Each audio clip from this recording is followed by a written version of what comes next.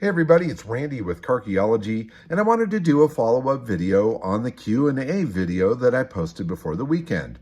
But before I get into that, I've got to tease this adventure that we went on, and I'm really excited to get started with editing the video for it because it was fantastic. Not only did we have an absolute blast, but we brought back to the lab an extremely historic bit of American culture, and I can't wait to share it with you all. In any case, I wanted to go over some of the questions here and answer them. So let's see, 428 Eliminator asked, Randy, I'd really like to see how you go about your cleanup detail process. What are your favorite chemicals, waxes, etc.? Well, obviously I can't show you how I do it here with the answers, but you can look at some previous videos and see some of the detailing and stuff that we go with. As far as favorite chemicals, for a while I had a favorite supplier of chemicals that was local here in the Temecula area. It was a company by the name of Eupodium. Unfortunately, the owner of that company passed away, and now that stuff is gone. So I am actively searching for some really good product to start bringing paint back and that sort of thing. In the meantime, I've been using Meguiar's products. I'm pretty happy with that stuff. It is good, but there's some special blend stuff out there that I think might be better. So I'm always looking for new stuff. Let's see, R.W. Ball. Okay, he posted that he would love to see me really tackle a full ground-up restoration on the 1940 Mercedes. You know, I would love to do that to the car, but honestly, I don't have the money and I don't have the time to really devote to it. Now, I could give it the time, and I suppose I could give it my effort, but as you've seen through watching the videos here, I am all over the place. It's difficult for me to focus on one single project for a long period of time, and a restoration like that would take forever. Also, quite frankly, even though I've restored many award-winning cars and stuff that's been in magazines, I don't know if I'm up to doing the level of work that that Mercedes needs to be something that would roll on the lawn at Pebble Beach. So for now, it's all about conservation. It's all about preservation and making that car the best that I can make it without having to go and do a full restoration. Let's see, Darius Zulk. When it comes to cars, would you rather have one that's really high quality or one filled with lots of details? Both. I'd like to have both. A really high quality one that's filled with lots of details. Let's see. What do I intend to do with the 1940 Mercedes seats? Are you going to restore them so you can drive the car comfortably? Great channel, by the way. That's from Stuart Gilbert 61. Stuart, for now, I think what I'm going to do is create some sort of a cushion that I can put over the seat so that when I'm sitting on it, I'm not getting springs up my tail. I think if I redid those seats, I think they would really stand out. It would not look original, and I want to show the car initially as found, just cleaned. So I'm going to make some sort of a cushion that I can fit in there and pull out and just use that on a temporary basis. Let's see, it looks like Hal Jelikokic. Curious what car out there is something you have kept an eye out for and would buy that has eluded you? I tend to look for what I find, not necessarily look for something specific. The one thing that I've kind of had a weird little fetish to try to find is a car that was actually built on my birthday. Since I've done a lot of VW stuff, I've focused a lot on Volkswagens to see if I can find a car that was actually built at the end of November on my birthday. I've gotten very close, but I haven't quite hit that. So that's one that I'm kind of looking for. But really, it's not based on value or rarity. It's just a weird little quirk. It'd be fun to find that. Let's see, Richard Cranium, great name, by the way. As a real-life registered professional archaeologist, I'm always wondering, have you ever done any spade-in-the-dirt archaeology? The Carchaeology name is really appropriate as you're digging up stuff and using the data to draw conclusions You tell us of cultures that are not well known in today's day and age. And as far as the cars go, what's the most buried gem you have found? Cars and trinkets too. No, I've never been a real archaeologist, although my wife did study archaeology in college.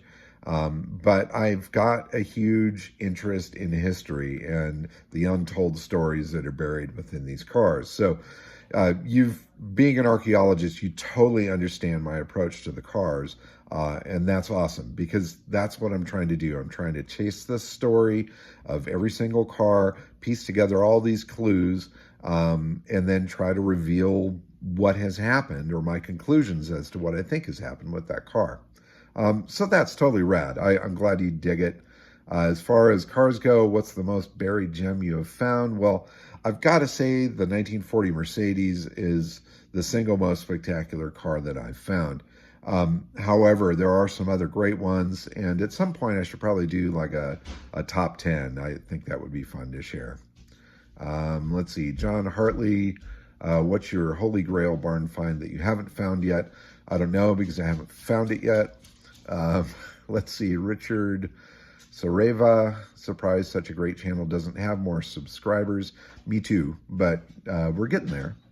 Lars Anders, Randy, we want to know who the original owner of the Mercedes was. Why would Mercedes not release that information? Whoever it was, it's all history now, and it doesn't make any sense to try to conceal it. Finding this out might lead to more of the car's history. Well, I totally agree, Lars, but apparently there are some German privacy laws that are keeping companies from revealing that sort of stuff. Plus, I have heard when it comes to anything that might potentially have Nazi ties to it, companies like VW, Mercedes, etc., they tend to keep that stuff quiet.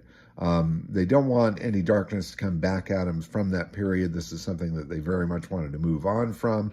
And also it may be something that could, well, it could just backfire on them, or it could backfire on the owner of the car. So I understand why they keep that quiet, but man, I still want to know. Let's see, Scott, good idea for a vid. Is the automotive world your first career, or did you do something else before or have formal education in another field? Maybe touch on my background again. Well, that's a really wide open question, but a really good one. So the automotive world has always been a part of my life. My dad was a car guy, and so I kind of grew up dealing with all of that. As far as other careers and things I've been involved with, when I went to school, I really wanted to do interior design. Mostly commercial interior design, did a lot of theater, kind of moved that all into wanting to work in the movie industry.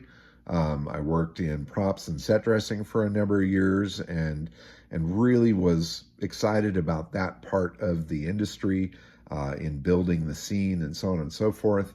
And then I always had sort of an entrepreneurial vibe to me of running my own company.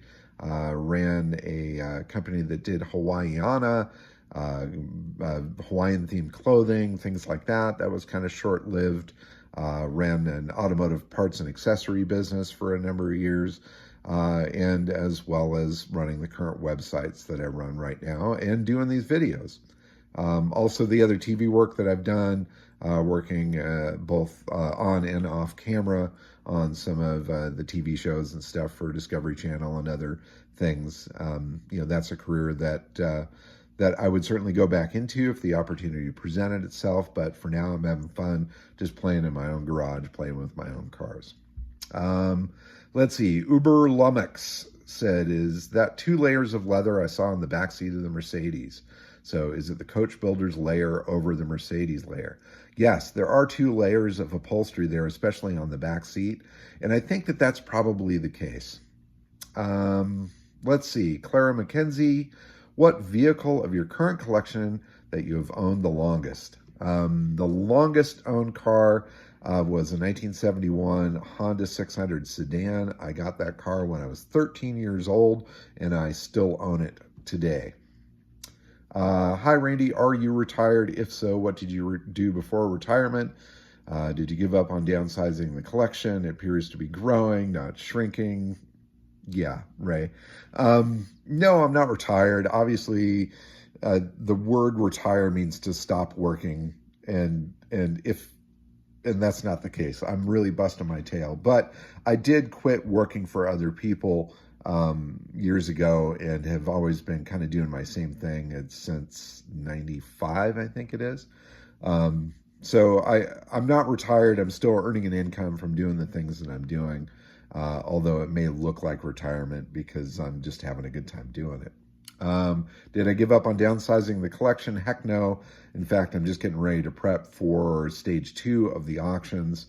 When it comes to the collection growing, old habits die hard. Plus, when you find something that is either a really good deal or a very intriguing situation, you just got to jump on it. So bringing home the vehicle that I brought home this past weekend, yeah, that's adding to the collection, but I have sold a couple of cars recently, so I'm saying that it's okay.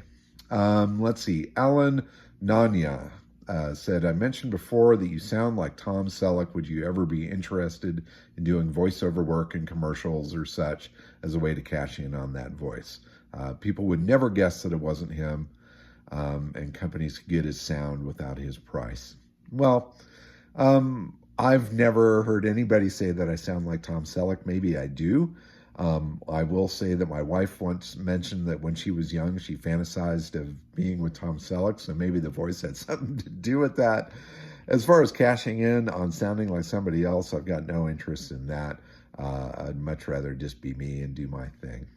Vintage Car History asked, why do you love what you do? God, I don't know. Why do you breathe? Because it feels good. You need to do it.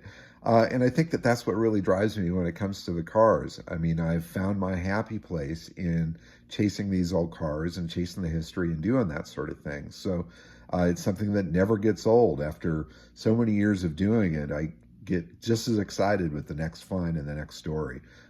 So that's why I love it. And finally, John R. Hey, brother, did you buy some Honda Bright?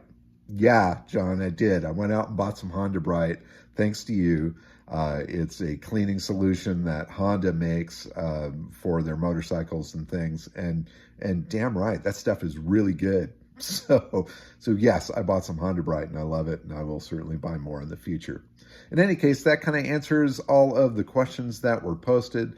I thank everybody for chiming in with some questions. I hope that answered everything there. I may do this again down the road. I don't know. It just seemed like something that might bring some interest over the weekend while I was away, and it looks like it did. So please stay tuned. Next video will be on this insane find and the trip to go get it and drive it home through the desert of Arizona here on Carchaeology.